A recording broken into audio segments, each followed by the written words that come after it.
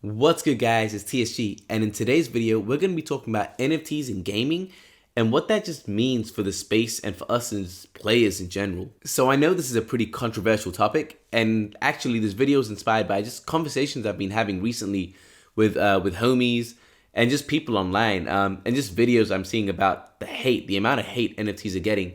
And I'm really trying to put myself in the other person's perspective just to kind of see what it is. And I just wanted to, for this video, put my thesis out there just so it can kind of be out there and see how it plays out. And if I'm right, I'm right. If I'm wrong, I'm wrong. I'm cool to take it on the chin either way. All right, so what I'm going to be doing is I'm going to be addressing some of the main concerns and pushbacks for NFTs in games. And what I'm going to do and try to make clear is I'm not going to speak on specific projects or protocols or companies doing these things, because what I'm trying to do is have an objective discussion about the technology NFTs in games. Not, oh, if we use it like this, it's cool. Oh, they used it like this, it's bad. What other companies do, that's up to them. We can say that this is good and that's bad, that's fine. I'm trying to tackle this topic in that objective kind of frame. So the number one pushback that we get is that it's a cash grab, or it's just another avenue for corporations to manifest their greed. And yes and no is my thought process with this. Is yes, it gives them another avenue where they can sell something and make revenue. That is factually correct.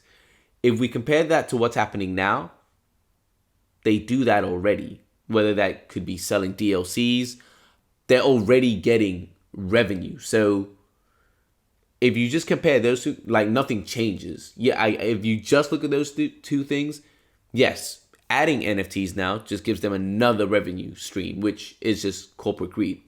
Factual, I understand that. But where it gets a bit more interesting is once you start to consider that, all right, factually, there are 3.1 billion gamers in the world. 3.1 billion gamers. In this system that we currently have already, all of that revenue that these games are making, by the way, that number for in 2001 is $180 billion. That's on mobile, consoles, PCs. $180 billion in revenue. That's going to these corporations already. The players, the 3.1 billion players, a large majority of those people get nothing out of it. $0, nothing. That is the system we're currently in right now. When you look at NFTs, if you just add that ownership to it, yes, I buy it. Let's just say I buy it from a company. They make that revenue. Great. But now I have access to sell that and generate revenue for myself. And that's just something that we don't have right now. So the way I'm going to use some very popular games and ideas. So I hope it's easily translatable. But I'll just use Pokemon as an example. Imagine capturing a Pikachu. Okay, yeah, whatever. Just any Pokemon. Let's just say it's a Pikachu, and I own that Pikachu. I can now, or if I want to buy it off them as an NFT, I can now sell it to someone. And yes, the company makes a 2%, 5%, whatever royalty they decide off that transaction, but I make the 95%. Which means in this new situation, yes, the company makes the initial revenue from selling the NFTs, and they make the additional revenue from the royalties, but I am also making a revenue as a player or a gamer or someone just in that ecosystem. So you compare that to what we have now, where the only winners are the companies, that's already net positive in that aspect. So as a cash grab, yes, it is definitely going in the direction of more revenue for the companies, but it also is more revenue for us compared to where we are now, which is zero. So just that argument, I think, is just debunked. I think it's not a win-loss situation. I think it's a win-win situation. Yes, companies will make more money. They own the IP. They're putting way more of their capital in it. The risk is high. They should be getting more money. That I'm not against that. But again, I feel like this way, it looks like we're getting involved in it. We're being a part of it and getting some of that capital back. So that first concern of, oh, it's just a cash grab, I just don't believe that that is the case. I think it's more beneficial for the player than the system we have going on right now. The second big concern that I've kind of heard is the idea of, we're just finding a new way to do microtransactions, or we're just going into a completely microtransaction ecosystem. So with this, I am 29 years old. I grew up in a time where microtransactions were not a thing. And even for me right now, honestly, I am not the type of person to go crazy on microtransactions. I just did not grow up that way. But we need to take ourselves out of the picture and try and be objective. Objectively, a large demographic of gamers are between 18 to 24. They're much younger and even younger than that, but they're younger than us. They've grown up in a space now with games such as Dota, Fortnite, League of Legends, Pokemon Go, Roblox. All of these games are free-to-play games. As a company, if I'm putting out a free-to-play game, I need to be generating revenue somehow. And that comes in microtransactions. These are some of the revenues that were made in 2001. Fortnite comes in at 5.1 billion in revenue. League of Legends, 1.7 billion. Roblox, 2.3 billion. These are all free-to-play games, and this is revenue based on microtransactions and in-game purchases. What that shows you, and by the way, for Fortnite, 62% of the demographic is between 18 and 24, that younger age. This clearly shows that younger demographic has no problems paying these microtransactions. They're not against it because that is what is normal for them. And personally, if I take myself and my selfish, I don't want to pay microtransactions, and I take myself out of the picture, honestly, I think that this kind of framework going forward, to me, makes sense. Wouldn't you rather want to play and try a game for free? And if you enjoy it, you can actually put money into it. Rather than, how many times have we gone out with a hype game, Cyberpunk, Pokemon Sword and Shield, where there've been huge games and they're hyped out, and we pay $80, $90 for them straight off the bat. And next thing you know, they're trash. But we just paid outright for a game that we didn't even really enjoy like that. Whereas imagine if they were free and we could put in 5 hours, 10 hours, just a couple of, just some time to be like, I like this game. I want to put more money into it. To me, that just seems more logical and reasonable, especially going forward. So the idea of microtransactions being like a bad thing with NFTs is just, again, going back to the ownership thing, I think that's how games are just going to go these days. I think it's going to be more free-to-play games, and the microtransactions are just going to be the way that we play games in the future. And these microtransactions are going to be NFTs. But yeah, I see the ownership and the sharing of revenue with corporations and players. I see that as mutually beneficial for both parties. The third thing that I've been seeing is that a lot of traditional gamers have this concept that an NFT game is a pay-to-win game. And the reason for that is I think that they've kind of been conditioned with games like FIFA, the Ultimate Team, I don't even know what it's called, but like the loot boxes, things like that, where the only way to win and be competitive viably is to be paying a lot of money. I think that's a misconception with what companies are doing and objectively just what NFTs are and can do. So the choices that these companies are making, I agree, are horrible. The pay-to-win mechanics are not an NFT exclusive thing. So an example that I can think of where I can just show you guys that NFTs can be used in a non-pay-to-win mechanic. Again, go back to Pokemon. I'll use two examples here. I'll go Pokemon and League of Legends. First, imagine Pokemon. All the Pokemon are NFTs. We know in Pokemon we have variables and EVs and IVs. There's nothing too crazy, but it's a pretty balanced game.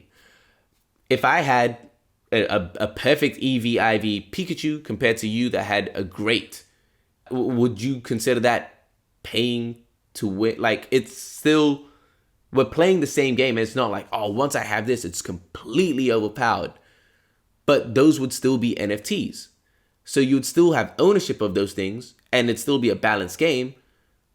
It just wouldn't be pay to win. Like, it's just, for me, it seems quite obvious that NFTs are not exclusively pay to win. That's not an NFT problem. That's a development problem.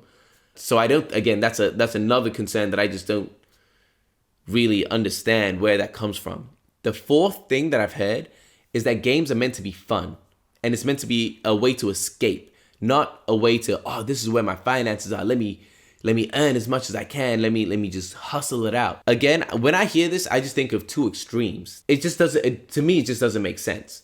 Let me use League of Legends as an example. If you were to play League of Legends now, most players play it for fun. They're not out here grinding it out, trying to be the very best. They're just having fun. If you now implement NFTs and say the skins that you own are yours and you can trade it on a marketplace, and it's just, you have ownership of it and you can do what you want with it. Is that going to take away, is that going to change the perception of a person playing, saying, no, I'm going to game the system to maximize profits. I'm going to figure it out I don't think that's going to be the case. I think the players that are playing for fun and buying skins for fun are still going to do that, but just now they own the skins. Like, it's not taking away the fun. Fun and NFTs are just not mutually exclusive. The way I look at it is right now, and I've said this before in one of my videos, right now we're given the option of playing a game for fun. We're trading our time for fun. And in the future, what I see is that we're trading our time for fun, and we're able to have ownership of our in-game assets. Therefore, once we stop playing, we can trade our time back, these assets back for capital or whatever it is, so our time doesn't feel wasted. And if I just compare those two options, I'm definitely leaning to the one where I get something back, because personal experience, I played Borderlands 3, and there was a crazy gun called the Yellow Cake, and I grinded that out for hours, and I don't even play that game anymore. But if I had the opportunity to sell that, because I got like the best one, if you could sell that, why would you not want to do that? Again, it doesn't take away, it didn't stop me from having fun. I would have still grinded it out the same way. I would have had a great time doing it, but just now I get something out of it. The arguments just don't seem very well thought out and well researched on what it is. It seems like a lot of the arguments are using specific decisions by select corporations as references, and they're not looking at the technology of NFTs as an objective thing. The last concern that I'm going to address is the idea of NFTs causing this community of elitism. And why would I want to play a game if I know I can't get something that you already have just because of the scarcity? And I don't know how anyone can think about this way when we legitimately take away NFTs. Just look at society as a whole. Why do people buy Mercedes-Benz? Why do people buy Louis Vuitton bags? Why do people want to flex on people? Do we stop playing the game of life because that happens? No, you kind of just, most people are motivated to go and get something else or do something else. Or us as human beings have this inherent need to communicate and show off and just kind of show our interest and present ourselves a certain way. Whether that's scarce or not, I don't think that's going to change. For example, if you have a one of one of something, if you have a one of one weapon, for example, am I going to sit here and say, oh, I'm not going to play anymore because you have that? Probably not. I'll probably go out and try and find something else that I can get that you can't. Maybe I have a one of 10, maybe I have a one of 100, whatever it is. But I'm going to feel cool. Like, I'm going to feel great about the fact that I have something that you don't. You have a one of one, cool. But you don't have what I have.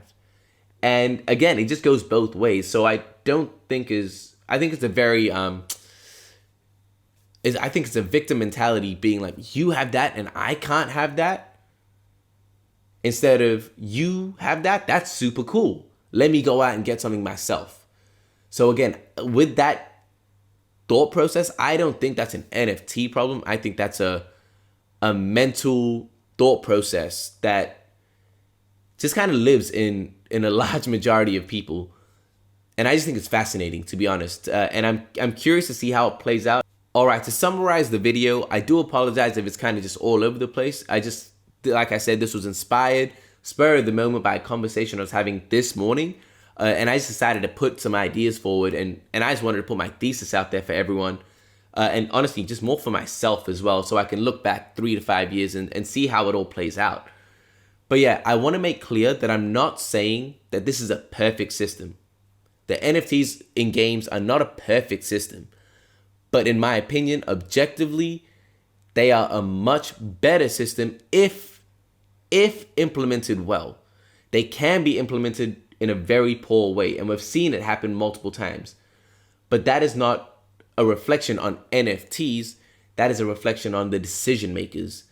Once the NFTs are being used in a productive and actually thoughtful way, it's just countless benefits to the current system we have, which is, again, like I mentioned at the start of the video, only benefiting the corporations. Only. There is no average gamer that's getting anything out of the current system. So even if one person or a small portion of everyday gamers are able to get something, that's a net positive for gamers. Yeah, this was definitely just a me rambling video. I hope you guys found it insightful, or I'm just super keen to hear your thoughts, to be honest. Just let me know what you guys think down below. I know I'm going to get a lot of people saying, nah, NFTs are horrible in games. I'm willing to hear you guys out, and I'm open to having a proper conversation, a thoughtful conversation in the comments. Let me know, because I really want to see what you guys are saying, and I want to try and battle test my thesis as well. But yeah, anyway, if you guys like the video, like, subscribe, notification, you know what to do. And let's see what happens in the future of gaming. Anyway, yeah, peace out.